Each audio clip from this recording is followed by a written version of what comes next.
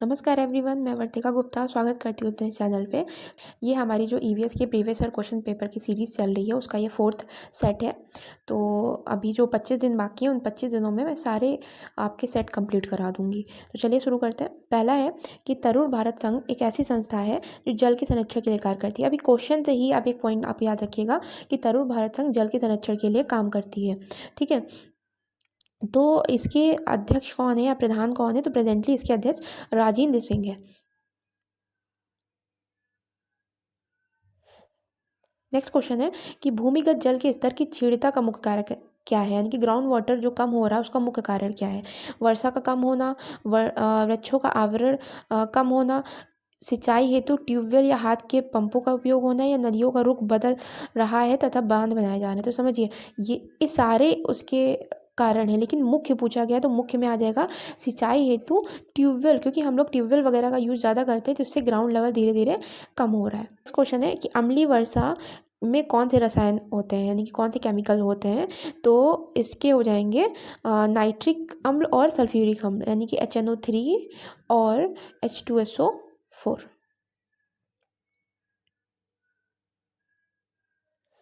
Next question है धरती पर अलवण जल की उपलब्धता बहुत कम है। कुछ उपलब्ध अलवण जल यानी कि अनसॉल्टी है, जो फ्रेश वाटर होते हैं, जो हम लोग मतलब बिना नमक का पानी, वो बहुत कम है। तो उनकी सर्वाधिक मात्रा है भी, तो वो सबसे ज़्यादा कहाँ है? मतलब जो पीने योग्य जल है, तो सबसे ज़्यादा जो मात्रा है सर्वाधिक प्रतिशत ग्लेशियर और हिम नदी में है। निम्नलिखित में से कौन सा जल के विषय में सही नहीं है? अच्छा देखिए, इस शिफ्ट में क्वेश्चन काफ़ी आउट ऑफ सिलेबस आए हुए हैं, इनकी एनसीईआरटी से नहीं है, तो इनको याद कर लीजिएगा कि जल एक सार्वभौमिक विलायक है, यानी कि यूनिवर्सल सॉल्वेंट है। हाँ बिल्कुल है। इनमें विभिन्न पदार्थों को घोलने की क्षमता होती है, इसीलिए तो सॉल्वेंट है। और दूसरा है जल का घनत्व 100 डिग्री सेल्सियस पे सर्वाधिक होता है। नहीं, जल की जो डेंसिटी होती है वो 4 डिग्री सेल्सियस पे मैक्सिमम होती है। तो याद रखिएगा, हो सकता है नेक्स्ट आप लोगों के शिफ्ट में ऐसे क्वेश्चन आए। तो पदार्थ की तीनों अवस्थाओं में जल विद्यमान होता है, ये भी सही है, लेकिन ये है गलत। यही हमारा आंसर हो जाएगा, क्योंकि इन्होंने पूछा था गलत कौन सा है। नेक्स्ट क्वेश्चन है कि रीता अपनी नौकरी वाले माता पिता, छोटे भाई, दादा दादी, चाचा चाची परिवार के साथ रहती है। उसका परिवार कैसा है? तो पता ही चल रहा है, संयुक्त परिवार है, ठीक है। जहाँ संयुक्त परिवार वो परिवार होते हैं जहाँ सब लोग एक साथ रहते हैं। पैने, चपटे और चौड़े आगे के दांतों वाले पशुओं की भोजन की प्राथमिकता भिन्न होती है। तो ये मैंने बताया था कि जो गाय होती है उसके आगे के दांत पैन होते हैं, लेकिन साइड वाले चौड़े होते हैं, ताकि वो घास को चबा सके, क्योंकि वो कॉम्प्लेक्स फूड होता है। तो घास और साग को इसका आंसर हो जाएगा। ये पशु क्या खाएंगे? घास और साग खाएंगे। कि जो पौधे खारे जल वाले क्षेत्रों में उगते हैं, तो खारे जल वाले क्षेत्रों में जो उगते हैं उन्हें लवण मृदु भित्ति कहा जाता है, यानी कि हेलोफाइट बोला जाता है। तो इंग्लिश वाले जो होंगे वो एक बार हिंदी देख लेंगे तो उनको समझ में आ जाएगा कि लवण का मतलब नमक होता है। अच्छा, मीज़ोफाइट क्या होते हैं? मीज़ोफाइट वो होते हैं जो मॉडरेट, यानी कि जो समान जहाँ पे जल होता है, समान क्लाइमेट होता है, वहाँ पे उगते हैं। ज़ेरोफाइट वो होते हैं जहाँ पे बहुत ड्राई स्टेट होता है, यानी कि मरुस्थलीय क्षेत्र में जो उगते हैं। और हीलियोफाइट वो होता है जो जो बहुत कड़ी धूप में भी टिके रहते हैं, उन पौधों को हीलियोफाइट बोलते हैं। नेक्स्ट क्वेश्चन है, ये भी कुछ अलग से क्वेश्चन आया था कि जो रंग चित्र किसी कथा का चित्रण करते हैं जिनमें केवल प्राकृतिक रंगों का उपयोग किया जाता है, उस चित्रकला को काठी कहते हैं, ठीक है। ये कहाँ पे होती है? तो काठी जो होती है वो महाराष्ट्र में होती है। ये याद रखिएगा, हो सकता है अगली बार ये आ जाए कि महाराष्ट्र में कौन सी चित्रकला है, तो काठी है। नेक्स्ट क्वेश्चन है कि उन आदिवासी वर्गों की पहचान कीजिए जो हिमाचल प्रदेश में पाए जाते हैं, यानी कि हिमाचल प्रदेश में कौन सी जनजाति है? तो हिमाचल प्रदेश में गद्दी जनजाति पाई जाती है। संथाली कहाँ पाई जाती है? याद कर लीजिएगा, बिहार, वेस्ट बंगाल, जो इधर वाला क्षेत्र होता है, ये इधर इस वाले एरिया का नॉर्थ में, तो उस क्षेत्र में पाई जाती है। झारखंड। और गोंड कहाँ पाई जाती है? Gond MP, UP, mainly UP का याद रखिएगा, MP में भी है। और ये जो बीच वाला सेक्शन होता है इंडिया का, वहाँ पाई जाती है। अगला है सहाविया जनजाति। तो सहाविया मेनली MP के वेस्ट पार्ट में पाई जाती है, लेकिन MP आप याद रख सकते हैं। इस बार इस शिफ्ट में काफ़ी नए क्वेश्चन आए हुए हैं, तो उनको याद जरूर करिएगा। निम्नलिखित में से कौन सा मिजोरम का सबसे प्राचीन नृत्य है? तो मिजोरम का सबसे प्राचीन नृत्य चिराव नृत्य है। ये तो NCERT का ही क्वेश्चन है। सतरिया कहाँ होता है? सतरिया असम में होता है। रौफ कहाँ पे है? रौफ जम्मू एंड कश्मीर में है। गरबा तो जानते ही हैं सब लोग कि गरबा होता है गुजरात में। भारत का सबसे बड़ा रेल मार्ग कौन सा है? तो भारत का सबसे बड़ा रेल मार्ग डिब्रूगढ़ से कन्याकुमारी यानी कि असम से कन्याकुमारी। असम यहाँ पड़ता है, मैप तुरंत इमेजिन करिएगा। असम इधर पड़ता है नॉर्थ ईस्ट में, और ये है कन्याकुमारी जो कि तमिलनाडु में है। नेक्स्ट क्वेश्चन है, कल्पना चावला जो भारतीय मूल की अभिनेत्री थी, उनका निधन का किस वर्ष हुआ था? 2003 में हुआ था। तो यहाँ से ये याद रखिएगा कि 2003 में उनका निधन हुआ था। है कि पक्षी के घोंसले की विशेषता है, तो ये मैंने करवाया भी है कि पक्षी के घोंसलों की क्या विशेषता होती है। तो कौवे में लोहे के तार और बाल वगैरह से अपना घोंसला बनाता है। बसंत गौरी चिड़िया जो होती है वो तने में घोंसला बनाती है। यही पूछा भी है इन्होंने कि तने में कौन सा घोंसला बनाती है। यहाँ बारबेट नाम लिखा है, तो ये भी याद रखिएगा, क्योंकि इंग्लिश में कभी कभी हिंदी में भी वही दे देते हैं, हिंदी में भी इंग्लिश वाला वर्ड दे देते हैं। शक्कर खोरा, देखिए लास्ट वीडियो में शक्कर खोरा बताया था, और शक्कर खोरा को ही सनबर्ड बोलते हैं। ठीक, तो शक्कर घोड़ा ये कैसे लटकता हुआ इसका घोंसला होता है। और दर्जी चिड़िया क्या करती है? तो दर्जी नाम जानते हैं ना, दर्जी ये पत्तों को सिल करके अपना घोंसला बनाती है, अंडे देती है। नेक्स्ट क्वेश्चन है कि वैश्विक महामारी के समय डॉक्टरों ने विटामिन सी लेने को कहा है, क्यों? क्योंकि दृष्टिवर्धक तो ये रोशनी तो विटामिन ए बनाता है, और भूख बढ़ती है दांतों के लिए नहीं, इसका हो जाएगा संक्रमण के विरुद्ध लड़ने के लिए। यानी कि क्योंकि जब कोई महामारी फैलती है तो हमको इन्फेक्शन से के विरुद्ध जो लड़ने की प्रतिरोधक क्षमता है उसको बढ़ाने के लिए विटामिन सी का यूज़ किया जाता है। अब यहाँ से हमारे पेडागॉजी क्वेश्चन शुरू होते हैं। तो पहला क्वेश्चन है कि जो भोजन हम खाते हैं उसका शरीर के अंदर क्या होता है? तो ऐसा अगर शिक्षक ने क्वेश्चन पूछा है तो शिक्षक का उद्देश्य क्या है? शिक्षक क्या पता लगाना चाह रहा है कि बच्चों के अंदर कल्पनाशीलता का विकास करना? तो ऐसा कुछ नहीं कि बच्चे इमेजिन थोड़ी ना करेंगे। ठीक है, प्रश्न के सही उत्तर पे ध्यान देना, तो सही उत्तर का पता लगा भी पाएँ या नहीं लगा पाएँ ये तो बच्चों पे निर्भर करता है। नेक्स्ट है विद्यार्थियों के अंतर्बोधीय विचारों का अन्वेषण करना। बिल्कुल, कि बच्चों के माइंड में एक्चुअली चल क्या रहा है, कि हमारे कि होता क्या है भोजन खाने से, हमारे शरीर के अंदर क्या होता है, कैसे हमको एनर्जी मिलती है। तो उनकी अंतर्बोधीय विचारों का पता लगाना ही शिक्षक चाह रहा है। तो इसका आंसर हो जाएगा ये। उपयोग सभी हमको एक नज़र में लगेगा कि सारे सही हैं, लेकिन हमको बेस्ट आंसर चूज़ करना होता है। क्वेश्चन है कक्षा 4 के अध्यापक अयान एक संग्रहालय की यात्रा का आयोजन करते हैं। ठीक है, इस क्षेत्र विमर्श से कौन से कौशलों को प्रोत्साहन मिलेगा? वर्गीकरण और प्रयोग करना तो नहीं, अगर कोई म्यूजियम जा रहा है तो उससे ये थोड़ी ना होगा कि वो क्लासिफिकेशन करने लगेगा। संप्रेषण और चरों की पहचान करना, अवलोकन और मॉडलों का निर्माण, यानी कि कम्युनिकेशन स्किल्स का तो कॉन्सेप्ट को नहीं समझेगा। अवलोकन और मॉडलों का निर्माण, हाँ ये अच्छा हो सकता है कि वो ऑब्जर्व तो करेगा उसके अलावा मॉडल्स भी देखेगा, क्योंकि वहाँ पे म्यूज़ियम में जो अलग अलग चीज़ें लगी होती हैं तो उससे उनके अंदर मॉडलों का निर्माण करने की कौशल बढ़ेगा। नक्शा नहीं। नेक्स्ट क्वेश्चन है कि जल में वस्तुओं की घुलनशीलता का अवलोकन करने के एक क्रियाकलाप में ईवीएस की अध्यापिका मीरा अपने छात्रों से चीनी, नमक और नींबू का रस, हल्दी, आटा आदि लाने के लिए कहती है। ठीक है, तो ये कहने का उसका सर्वोत्तम कारण क्या है, वो क्यों मंगाना चाहती है? तो देखते हैं इन चारों में से कौन सा बेस्ट है। कह रहा है कि प्राइमरी स्कूल में कोई प्रयोगशाला अथवा सामान उपलब्ध नहीं है, तो ऐसा कुछ नहीं है कि होता है, लेकिन वो फिर भी चाहती है कि बच्चे घर से लाएं, क्योंकि छात्रों के सीखने की क्रिया में परिवारों को शामिल करने की आवश्यकता है।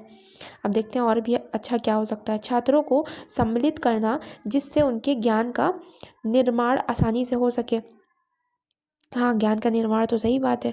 छात्र अपने स्थानीय ज्ञान को स्कूल के ज्ञान से जोड़ें, ये दोनों चीज़ मैंने पेडागॉजी सेक्शन में बताई थी। लेकिन यहाँ है छात्रों की सीखने की क्रिया में परिवारों को शामिल करने की आवश्यकता। अब यहाँ हमको लगेगा कि बी वाला अच्छा आंसर है, लेकिन देखिए अगर कोई एक्टिविटी हो रही है तो ज़बरदस्ती का हमको पेरेंट्स को या फिर फैमिली को नहीं लाना है बच्चों में। ठीक है, हमें चर्चा करवाना है फैमिली से, लेकिन उनको एक्टिविटी सेक्शन में ज़बरदस्ती का परिवार वालों को इंक्लूड नहीं करना है। तो यहाँ पे बेस्ट ऑप्शन हो जाएगा इसका सी एंड डी, तो पहला हो जाएगा इसका। नेक्स्ट क्वेश्चन है कि ईवीएस का थीम, मैंने कहा था थीम से क्वेश्चन कंफर्म आता है। टोटल 6 थीम है, 6 थीम की एक ट्रिक भी है जो मैंने बनाई हुई है, लेकिन फिर से सुन लीजिए कि पहले हम क्या करते हैं। पहले है फैमिली एंड फ्रेंड्स, यानी कि हम किसी फैमिली के घर फैमिली में रहे या फ्रेंड के घर गए, फिर हमने खाना खाया यानी कि फूड, फिर क्या हुआ वाटर पानी पिया, फिर हमको रहने के लिए चाहिए तो शेल्टर हो गया, फिर जब हम रहने लगे तो हमको क्या चाहिए, हम लोग बोर हो रहे थे तो हमको ट्रैवल करना है। आखिरी में आएगा things we make and do, यानी कि हम जो चीज़ें बनाते हैं या करते हैं। तो इनमें से देखते हैं कौन सी थीम है, तो यही हो जाएगी सेकेंड वाली। नेक्स्ट क्वेश्चन है कि प्राथमिक स्तर की ईवीएस की पाठ्यचर्या के अनुसार विद्यार्थियों को हमारे देश के कुछ सामाजिक मुद्दों के प्रति संवेदनशील बनाया जाता है। ठीक है, ईवीएस की बुक में मेनली किन मुद्दों पर चर्चा की गई है? तो ईवीएस की बुक में बाल मजदूरी और वर्ग असमानता है, यानी कि जो ऊंचा नीचा होता है, ठीक है, या लड़के लड़कियों का भेद है, इन पे ज़्यादा चर्चा की गई है। जाति भेदभाव पे की गई है, लेकिन दहेज प्रथा पे नहीं की गई है, तो ये अलग हो जाएगा। घरेलू हिंसा पे नहीं की गई है, घरेलू हिंसा हो ही नहीं सकता, तो फोर्थ ऑप्शन भी गलत हो जाएगा। तो पहला सही है सिर्फ कि ईवीएस की पाठ्य पुस्तकों की सबसे उपयुक्त विशेषता क्या है कि विषय वस्तु के माध्यम से बहुत सी जानकारी दी गई है, नहीं केवल विषय वस्तु के माध्यम से नहीं दी गई है। समाज में उपस्थित रूढ़िवादी धारणाओं पूर्वाग्रहों पर ध्यान केंद्रित किया गया है, तो सिर्फ इसी पे नहीं किया गया है, और भी चीज़ें हैं। रटने द्वारा सीखना, हमको लगेगा रटने वाला है तो गलत ही कर दें, लेकिन आगे देख लेते हैं कि रटने द्वारा सीखने को सचेतन रूप से हतोत्साहित, मैंने कल की क्लास में बताया भी था कि डिस्करेज, हतोत्साहित का मतलब था डिस्करेज करना। बिल्कुल हमको रटने को डिस्करेज करना है, यानी कि मना करना है, तो ये हमारा आंसर बेस्ट हो जाएगा। इस पे ज़्यादा ध्यान दिया गया कि बच्चे रटे ना। क्वेश्चन है कि ईवीएस में कहानियाँ और वर्णन का उपयोग क्यों किया गया? तो कहानियाँ वर्णन का उपयोग इसलिए किया गया है क्योंकि कहानी तथा वर्णन में पात्रों के साथ विद्यार्थी आसानी से तदानुभूत अनुभव करते हैं, यानी कि रिलेट कर लेते हैं। ये मैंने मेरी जो 3 पेडागोजी की वीडियो पढ़ी है उनमें से आपको सीधे सीधे एक लाइन मिलेगी कि बच्चे अपने आप को रिलेट करते हैं, इसीलिए उनको कहानी के माध्यम से सिखाया जाता है। आनंद मिलता है इसलिए नहीं, केवल आनंद मिलता है इसलिए नहीं। पाठ संपादित करना आसान हो जाता है, पाठ पढ़ाना आसान हो जाता है, ये भी नहीं होगा। और नाटक या भूमिका के रूप में रूपांतरित कर सकते हैं, तो ये है। लेकिन बेस्ट हमको चुनना तो बेस्ट यही है क्योंकि बच्चे आसानी से रिलेट करते हैं किसी भी कहानी से, इसीलिए हम कहानियों के माध्यम से हमको पढ़ाना चाहिए। नेक्स्ट क्वेश्चन है कि निम्नलिखित में से किस आवृत्ति का मूल्यांकन ईवीएस के सीखने सिखाने के लिए उपयुक्त है? यानी कि जो हम इवैल्यूएशन करते हैं, तो मैंने अपनी पेडागोजी वीडियो में बताया था कि इवैल्यूएशन एक सतत प्रक्रिया है, यानी कि कॉन्टिन्यूअस प्रोसेस है, तो इसे हर महीने, 6 महीने या वर्ष के अंत में नहीं करना है, हमको प्रतिदिन करना है इसको। तो पहला आंसर हो जाएगा कि एक ईवीएस की अध्यापिका मीरा को शांत कक्षा पसंद है, यानी कि उसको शांत रहना पसंद है। तो वो कह रही है कि सब लोग बैठ के अपना अपना काम करो। कभी कभी हम लोग इरिटेट हो जाते हैं तो हम लोग कहते नहीं कि अपना अपना काम करो, तो इससे होगा क्या कि बच्चों में किस चीज़ से वो वंचित रह जाएंगे, उनके में किसकी कमी हो जाएगी, बहुबुद्धि की? तो नहीं, बहुबुद्धि की नहीं होगी। अगर बच्चा अपना अपना भी पढ़ रहा है तो बुद्धि तो बढ़ेगी अवलोकन से। तो अब अकेले खड़े होकर भी वो कुछ ऑब्जर्व कर सकता है। व्यक्तिगत सीखना तो होगा ही, अकेले सीखेगा तो, लेकिन सहपाठी द्वारा सीखना, क्योंकि बच्चे केवल बुक या क्लास टीचर या फिर अदर कम्युनिटी से ही नहीं सीखते, सहपाठी से भी तो सीखते हैं, तो इससे वो वंचित रह जाएगा। तो यही हो गया आपका आंसर। क्वेश्चन है शिक्षक द्वारा पूछे गए प्रश्नों के उत्तर में निम्नलिखित में से कौन सी युक्ति या युक्तियाँ विद्यार्थियों के आकलन के लिए सही है? तो कौन सा हमको बेस्ट चूज़ करना है? तो यहाँ पे है कि उत्तरों का मूल्यांकन सही या गलत के रूप में या उसके अंक संख्यात्मक हो, यानी कि हम उसका मूल्यांकन सही या गलत के रूप में करें और नंबर दें बच्चों को। उत्तरों में छात्रों के मूल विचारों का मूल्यांकन गुणात्मक हो। हाँ, ये सही है, क्योंकि जो उनके विचारों का गुणात्मक का मतलब है उनके गुणों के अकॉर्डिंग हम उनका इवैल्यूएशन करें। अनुभवों का भी गुणात्मक हो, ठीक है, उनके जो अनुभव है, क्या उन्होंने एक्सपीरियंस किया, उसको भी हम उनके क्वालिटीज़ के अकॉर्डिंग हम उनको जज करें या उनको इवैल्यूएट करें। तो लेकिन अंक देना is not a good thing, ठीक है। तो अंक वाला तो गलत हो जाएगा, बी और सी सही होगा मेरे हिसाब से। और भोजन विषय पढ़ते हुए सुनीता एक पर्यावरण अध्यापिका की निम्नलिखित में से कौन सी युक्ति छात्रों में अन्वेषण प्रवृत्ति को बढ़ावा देती है? अन्वेषण का मतलब होता है इंक्वायरी को बढ़ावा देती है। तो इंक्वायरी को कौन सी चीज़ बढ़ावा देगी? अगर भोजन चैप्टर हम पढ़ा रहे हैं तो अच्छा स्वास्थ्य बनाए रखने के लिए छात्र क्या खाएं, तो इससे बच्चा इंक्वायरी नहीं करेगा। छात्रों को विभिन्न क्षेत्रों के भोजन पदार्थों के चित्रों का संग्रहण, ये तो रटना हो जाएगा कि उनको कहना कि केवल चित्र इकट्ठे करो, चित्र दिखाना ये भी केवल एक रटन विद्या टाइप में हो जाएगा।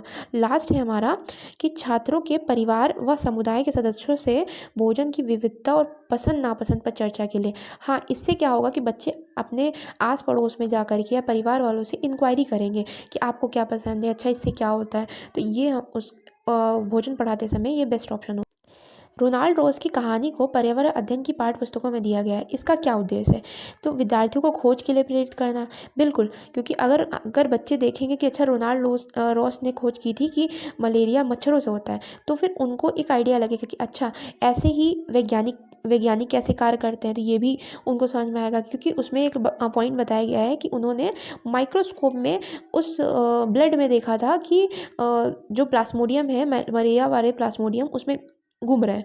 तो इससे उनको पता चलता है वैज्ञानिक कैसे कार्य करते हैं। विद्यार्थियों को मलेरिया और मच्छर से संबंध जोड़ने में सहायता करता है। बिल्कुल, इससे बच्चों को ये भी पता चलेगा कि मलेरिया एक बीमारी है और जो कि मच्छर से होती है। तो तीनों ऑप्शन बेस्ट हो गए कि इस कहानी से तीनों चीज़ सिखाई जा रही है। निम्नलिखित वाक्य से उचित विशेषता क्या है? इकाई योजना का मतलब होता है यूनिट प्लान। यूनिट प्लान क्या होता है? यूनिट प्लान क्या 10 से अधिक पाठ्य योजना होती है? नहीं, 10 से अधिक की नहीं होती है। प्रत्येक पाठ के सीखने सिखाने के क्रियाकलापों का ब्यौरा होता है, ऐसा भी नहीं है। यह विषय वस्तु के बड़े भाग की गहन योजना है। हाँ, ये है आंसर इसका कि ये यूनिट प्लान क्या होता है, जो कोई भी जो विषय वस्तु है उसका कोई भी विषय वस्तु के बड़े भाग की एक पर्टिकुलर एक जो डीप एनालिसिस होती है, डीप प्लान होता है, उसको हम यूनिट प्लान बोलते हैं। नेक्स्ट क्वेश्चन है कि निम्नलिखित में से कौन सी युक्ति भाषा सीखने में कठिनाइयों वाले विद्यार्थियों को पर्यावरण अध्ययन सीखने के लिए सबसे उचित है?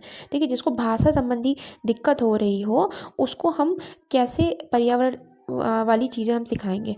स्पर्शी स्वरूप यानी कि टैक्टाइल चीज़ें तो उन जो ब्लाइंड होते हैं उनके लिए होती है। श्रवण सामग्री जो मतलब देख नहीं सकते या फिर उनके लिए भी बेस्ट होगी।